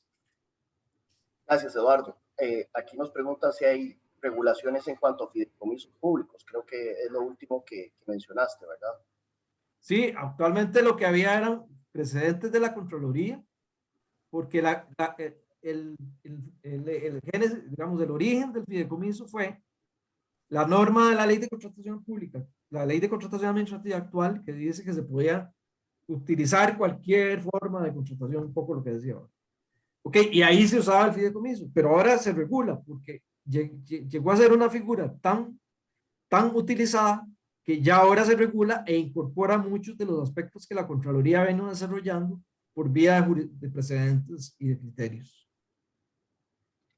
También nos hacen una pregunta que era participar yo. Me toca un tema que es debilidad para mí. Don Edwin Hidalgo pregunta que si hay algún cambio en materia de alianzas público-privadas. Este tema da para un webinar completo, pero no hay cambio, más que se mantienen los tipos abiertos y a través de los tipos abiertos se han podido hacer por lo menos dos, me vienen a la mente ahora, asociaciones público-privadas. Una es el Aeropuerto Internacional Juan Santamaría, aunque la gente cree que es una concesión, es una gestión interesada que se hizo a través de un reglamento con base en lo que hoy es el artículo 55 y en la nueva ley de contratación pública sería el 85. Y otro es los canales de riego en Guanacaste, que se hizo a través de contratos de, se me fue el nombre, pero bueno, este es un instrumento importantísimo que tiene la ley, que le permite a la administración pública crear nuevos tipos de contratos. También la misma ley, cuando habla de concesión de servicios públicos, bueno, ahí tenemos un tipo de asociación público-privada. Entonces, más que un cambio, ¿no? Creo que se mantiene todo y a eso agréguenle además el reglamento del contrato de colaboración público-privada, que también fue creado mediante los tipos abiertos y la ley de concesión de obra pública. A veces hay un error, que es que, bueno, se dice que no tenemos una ley de asociaciones público-privadas. Sí, hay dos leyes de asociaciones público-privadas, no necesitamos otra. Tenemos la ley de concesión de obra pública con servicio público que regula el contrato de concesión de obra pública, el contrato de concesión de obra pública con servicio público y ahora el contrato de optimización de activos. Y tenemos la ley de contratación administrativa que nos permite a través de los tipos abiertos crear la asociación público-privada que queramos. La asociación pública-privada es un género que lo que significa es que el privado es el que financia una obra pública del Estado. Contrata con pero la característica principal es que el financiamiento, el deudor de ese proyecto no es el presupuesto, sino que es una entidad privada. Dentro de eso caben muchísimos contratos de asociación público-privada. El artículo 85 de la ley de contratación pública pues mantiene lo que el 55 actual establece. Bueno, Eduardo, si querés, vamos entrando entonces ahora sí a los temas de cambia las sanciones de inhabilitación, apercibimiento, los procedimientos de resolución de decisión contractual, ejecución de multas. ¿Hay algún cambio con eso? Pío, ¿vos podrías quitar la presentación? Claro. ¿La quito? Sí, yo creo que era como una guía para ilustrar algunas de las observaciones, pero no la necesitamos en este momento. Voy, no sé, no puedo. Ok. Bueno, bueno, sí hay, como dijimos ahí, nos quedó ahí en el tintero un poco los procedimientos que son diferentes de los ordinarios. Algunos si pudiéramos comentar, pero en materia de ejecución de contratos, sí observo, eso básicamente lo vamos a encontrar en los artículos del 100 al 109. Y yo, digamos, lo que determino es que si hay regulaciones que procuran mejorar la calidad de la fiscalización que hace la administración en la ejecución de los contratos. Si bien es cierto, retoma algunos de los aspectos que hoy en día tenemos, sí desarrolla otra serie de elementos que obliga a la administración a una mejor fiscalización. Además, como dijimos, hay un régimen sancionatorio para los funcionarios que de alguna manera busca obligarlos a mejorar la fiscalización.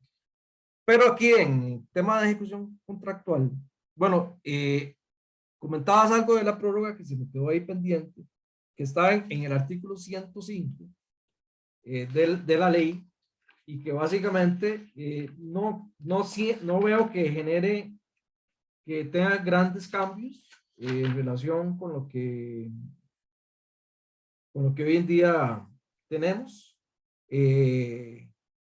para efectos de la prórroga de los contratos. Me parece que es similar, pero el techo, comentábamos que sí, que se establece un techo, digamos, del 50%, y que ya no va a ser posible superar ese techo, y que no veo, digamos, la posibilidad que existía de la nueva contratación, digamos, con base en los mismos unos criterios o la oferta o el precio que tenía la oferta que se venía ejecutando. Me parece que de lo que es destacable en este capítulo de ejecución contractual, el artículo 107 sin duda alguna, porque se establece un plazo de prescripción uniforme de 5 años para que reclamos que se tengan que hacer entre la administración y ¿cómo se llama? El contratista. Antes teníamos plazos, algunos plazos eran diferentes que tenía la administración versus plazos diferentes que tenía el contratista. Y ahora todo se uniforma a 5 años. Aparte de todo, antes el reglamento de la contratación establecía plazos de prescripción. A mí, cuando es dudoso que a nivel de reglamento se pueda establecer un plazo de prescripción de un derecho del contratista, ya para estos efectos se uniforma absolutamente todo lo que es, todo lo que tiene que ver con el tema de plazos de prescripción. Y hay una figura que está incluida dentro del capítulo de la terminación de los contratos, pero que, digamos, a mi juicio, queda mejor ubicada en el capítulo de ejecución contractual, que son los famosos dispute boards o los comités de resolución de conflictos.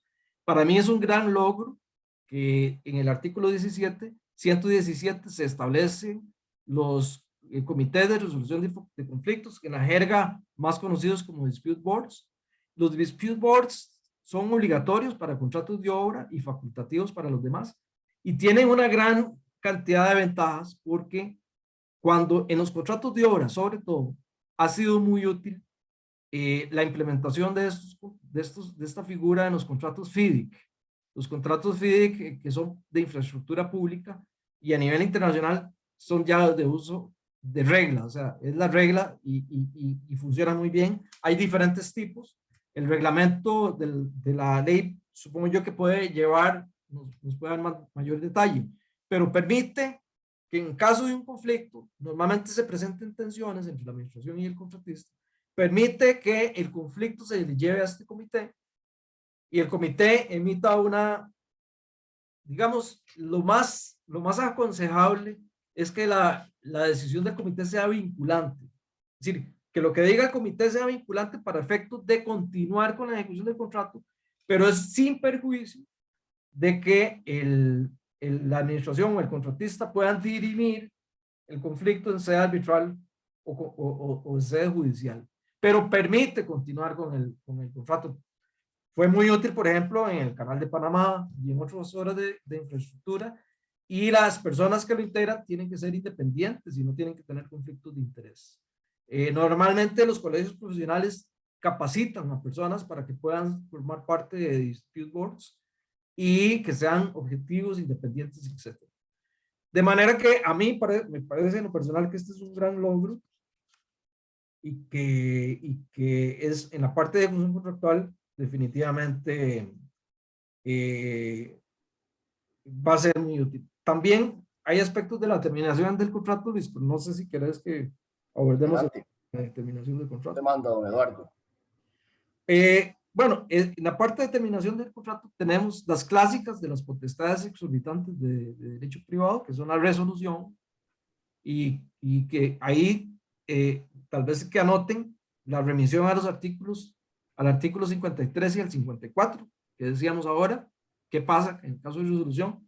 La posibilidad de aplicar los artículos 53 y 54 para la insubsistencia del concurso.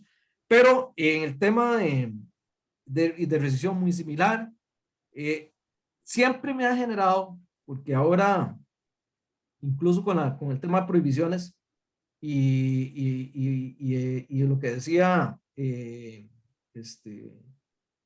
Fiorella de las faltas del registro que pueden generar nulidades absolutas, siempre me ha generado un vacío la forma en que se regula eso en materia de contratación. Y si ustedes ven, en la ley se establece como causal de determinación del contrato la nulidad, pero no hay ningún desarrollo, cero desarrollo. Entonces, como no hay ningún desarrollo, se aplica el 173 de la Ley General de Administración Pública. Y es muy usual que genere controversia, porque lamentablemente ese artículo ha costado mucho aplicarlo bien.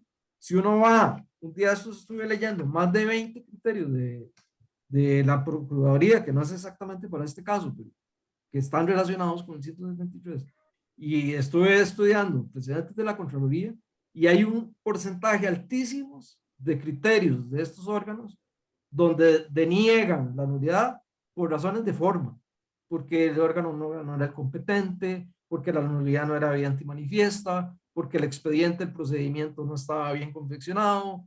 Es decir, hay X cantidad de argumentos que originan que no se declare la nulidad. Y a mí me parece que valdría la pena que si la ley no lo establece, por lo menos que el reglamento, aunque ya sabemos que va a ser en aplicación del 173, el reglamento debería tener algunos lineamientos que faciliten cómo se va a tramitar estas nulidades. Me parece muy interesante que se crea, digamos, un capítulo, un artículo que va a ver el 112, que tiene que ver con las caducidades, que hoy en día, y se establecen las reglas de 6 meses, o 6 meses seguidos o interrumpidos, y eso provoca la caducidad que hoy en día, digamos, no está regulado. Entonces, desde el punto de vista de normas, de terminación de contrato, esas serían tal vez los puntos que quería subrayar, Luis. Muchas gracias, Eduardo. Tal vez para agregar algo con respecto a los dispute boards, que bueno, en mi opinión personal y con la experiencia que hemos tenido en la práctica, creo que es una figura muy buena porque le va a permitir al oferente, a los contratistas, acercarse a la administración previo a pasar por un procedimiento de ejecución contractual, ¿verdad? Nosotros, pues en la práctica siempre aconsejamos, ¿verdad?, que haya esa comunicación proactiva entre el contratista y la administración, pero también entendemos que hay administraciones de difícil acceso, ¿verdad? Y los dispute boards les va a obligar a esas administraciones a darle el chance a los contratistas para hacer un acercamiento previo y evitar caer en estos procedimientos, ¿verdad? Entonces creo que es una herramienta muy buena que ya nos va a poner y nos va a dar ese chance a todos, tanto a la administración como a los contratistas. Bueno, el tiempo nos va ganando y lo único que nos separa a ustedes de delicioso almuerzo soy yo, así es que ya vamos a ir cerrando el día de hoy. Y antes agradecerle a AED, a Erika, a Olga, a todo su personal, y quedar a las órdenes de ustedes. Como ven, la ley establece los parámetros más gruesos, pero ciertamente cuando el reglamento salga en consulta van a suscitarse algunos cambios dentro de lo que permite la ley, ¿verdad? Que no es, el reglamento no puede ir más allá de la ley, definitivamente va a aclarar o va a cambiar algunos temas. Así es que la cita queda hecha para cuando salga este reglamento, si a bien tienen y si AED nos da la oportunidad de ustedes participar, de que podamos expandir lo que se ha dicho. Muchísimas gracias por la atención y a las órdenes para cualquier consulta. Sí, muchísimas gracias, Luis, Eduardo y Fiorella. Realmente encantadísimos. Imagínense, más de 120 personas se han mantenido en estas 2 horas de sesión, ¿verdad? Y pues porque ha sido realmente un tema muy interesante que lleva muchísima necesidad de información por los detalles y las implicaciones que esto tiene en los entes públicos y privados. Les agradecemos muchísimo su disposición. Les recordamos a las personas participantes que les enviaremos un correo de agradecimiento con la presentación y el enlace de la grabación por si desean compartirlo. Y bueno, la cita queda hecha. Cuando tengamos reglamento, pues nos volvemos a ver por acá. Y esperemos que todas y todos nos acompañen. Como decía Luis, que pasen un buen almuerzo. Ahora aquí al mediodía, un buen fin de semana y muchísimas gracias nuevamente a BLP, a doña Vivian, que también fue nuestro enlace para iniciar todo este proceso, que siempre nos apoya en todos los temas novedosos. Muchas gracias y que la pasen muy bien. Saludos. Muchas gracias.